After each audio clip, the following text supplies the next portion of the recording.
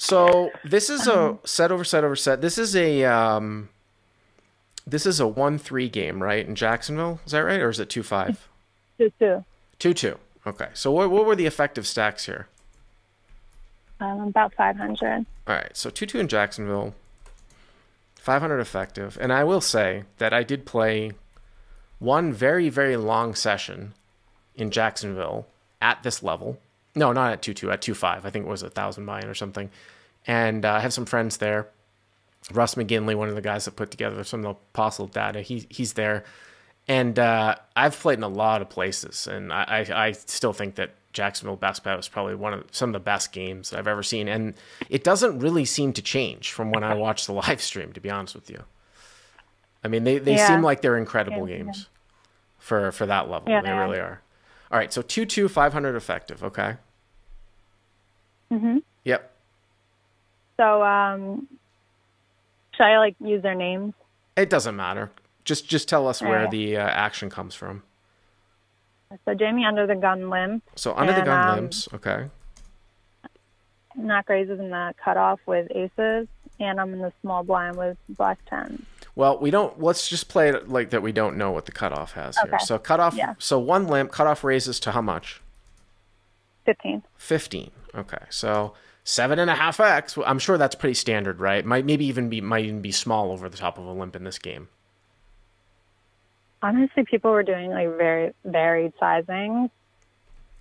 Some people would open to 5 and others to 8 and some to 12, 15. Okay, so you're in the small blind with 10-10, black 10s, right? Mm-hmm. So did you think about 3-betting here? I mean, limp, your hand's going to, obviously, you're going to be incentivized to 3-bet. I mean, under the gun limp, sure, I'm sure there's going to be a fair amount of limp re-raising in these games, but even, if I was playing this game, even not that deep, I certainly would consider 3-betting here with 10s against a cutoff open. So my thing about 3-betting this specific player is I noticed that he wasn't really like just, raising the worst parts of his range just to isolate the limper. He would mostly like over limp the worst parts of his range, and anytime there was a 3-bet, he would always call. So I figured like he's definitely calling. I'm going to be out of position.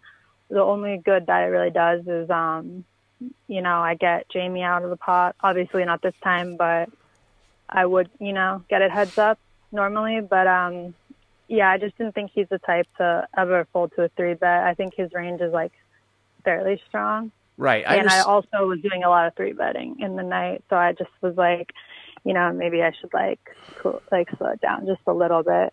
Because people, are going to know by this point that I've been 3-betting a lot.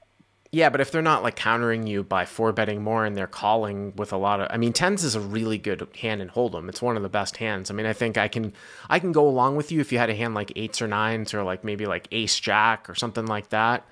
So I just think 10s is a little bit too good. I don't think it's crazy. I'm just giving you my input. So okay, so you call, and then what does the under the gun guy do?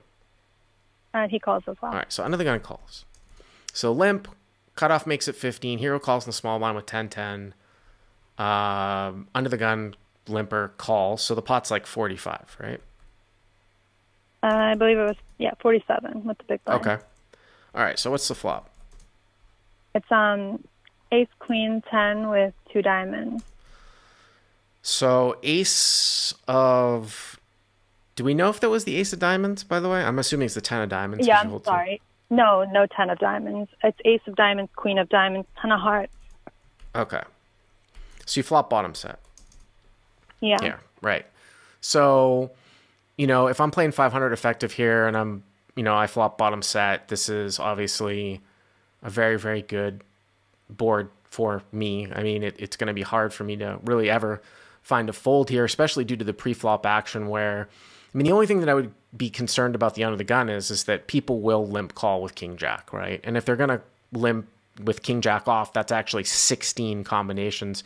You'll see ace kings and ace queens and something like that. But from what I remember, Mona, you did something a little bit non-standard on the flop, right? What did you do? Yeah, I don't really do this often, but I let out for 3/4 pot for 35. So why did you do that? Because I think so I feel like my hand doesn't really you know, it doesn't block any of the top pairs. It doesn't block any draws really besides like Jack 10. But I thought that like if Mac has a lot of like Broadway hands like King Queen, Queen Jack, Jack 10, like they're going to check back, but they would call a bet. And, you know, he's going to check hands like Kings, Jacks. I just think it's going to get checked through a good portion of the time. I don't think he's just necessarily going to rep the ace because he raised 3-flop. And I think he's going to check back against 2 people. And, you know, this way I'm getting value from the under the gun player on the flop.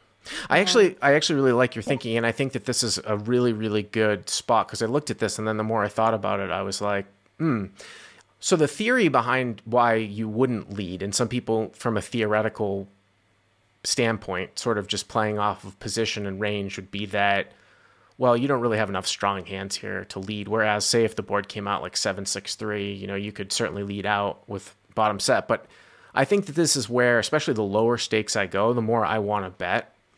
And the reason why the more I want to bet as opposed to check raise is because you'll get called more if you bet with a wide variety of hands. And if you check and it gets checked through or you check raise, some of those hands will piece off. So, for example, if under the gun had Queen Jack here and you bet, he very well might call. If you check to the preflop raiser and he checks and you check raise, it's over. You might even get a weak ace to fold too. Like if the guy limped in with like ace 4 from under the gun or something like that. So I actually don't mind the play. If you had a poker sort of, if you were playing like had a poker theorist here that was saying, oh, you know, this range, that position, you can't lead there. We get it. I understand that. I think it's a little bit different though at small stakes. So, okay. So you lead for 35. Yeah. And Jamie calls. All right. So under the gun calls. And then the cutoff raises to 100. Raises to 100. So obviously the cutoff, see, here's the thing when you get into down to these levels is like, would somebody raise here with ace king on the flop thinking that, you know, they're protect? Because when you lead out here, a lot of people are going to have like diamond draws or, you know, sort of some hand that they're kind of trying to find out where they're at. I think it's interesting. I don't know how often someone's going to raise with the ace king, but even if they were to raise with ace queen, you know, there's still 9 combinations of ace queen out there. And if you're scared of, say, sets, you know, there's only 3 combos of queens and 3 combos of aces. So, and if you throw in some ace kings there, and occasionally, like if he has an ace 10, well, you said he probably was raising tight, but, you know, I'm still pretty happy with where I am. I think what's more interesting here is how do you respond to this raise?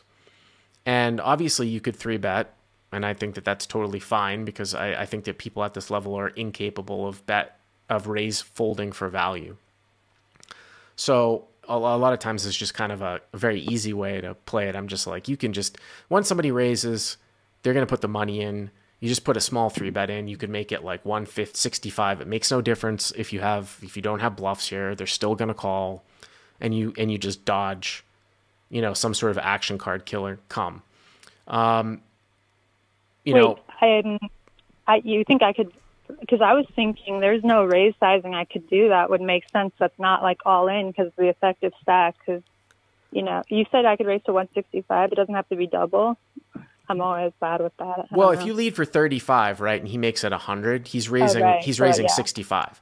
Basically, like this is a click back. Like you could make it 165. That's like a click back raise, right? Yeah. So, I mean, or you could call. Like I said, I'm going to go sort of giving you my sort of low stakes approach and where I actually think that lines definitely change from theory to win the most amount of money. I want to always avoid action card killing types of hands. So I very well might just click this to 165 and just get it in. But I think you called, right? I did, yeah. Now, were you concerned that you didn't have the best hand? Well, I wanted to see what, you know, what happened on the 10. Like, I mean, on the flop, I still thought, you know, there's a good chance that if I have the best hand, he might raise here with like ace, king, ace, jack, because he thinks my lead is weak. And then there's a call who he might think has a draw, who I thought probably has a draw. And, or, you know, not as strong of a hand as he had. So I think that, Right. And Yeah, and I if just thought, if for some reason you put in the 3-bet and he folds like ace king or something like that, it's a disaster, right? So if you call, you're kind of gambling on a brick, and then if it comes, he's just going to put it in on the turn, I assume. yeah. Right. And like, I know, like, I don't really get married to hands. Like, if the turn's really bad, I wouldn't, you know, like, I'm not just going to go with it anyway, depending on the action. But Well, I mean, if the turn was like the jack of diamonds or the king of diamonds and somebody woke up, yeah, I mean, that could be pretty brutal. So you call. What does under the gun do? and then he calls as well. Okay. I mean, I'm thinking we've got the best hand here for sure. So Yeah, and 1, I'm 2, thinking 3, like, 347. hands, like if the turn's really bad, I got to mute this guy. Sorry. All right. So 347. Yeah. 347. Yeah. Yep. And I was thinking, like, if I call and, you know, he sees that, like, I don't know that he's going to continue with the hand, like, worse on the turn. Like, that might slow him down, just the fact that I called. Because he can't think that I have a weak hand anymore, really. So as weak as he thought. So you have. So I wanted to see what he did on the turn. Right. So you have about maybe 375, 385, something like that. What's the turn? The turn was, I believe, a 3 of hearts. Okay. So ace of diamonds, queen of 4 diamonds. of hearts. 4 of hearts. Okay. So ace of diamonds, queen of diamonds, 10 of hearts. Turns a 4 of hearts. Okay. Yeah. So we both checked and we cut it off. And okay. And he jams. Mm-hmm. Yeah. I mean, I'm never folding here. Never. Really? No, I don't think so. Well, because I just think that he could play ace queen the same way here too.